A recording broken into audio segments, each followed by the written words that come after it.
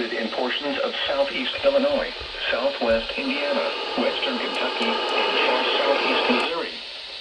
The effective impact of these high wind gusts cannot be understated, especially as they occur over saturated grounds where trees will be more easily uprooted. People should avoid being outside in forested areas and around trees and branches. If possible, remain in the lower levels of your home during the windstorm and avoid windows. Use caution if you must drive.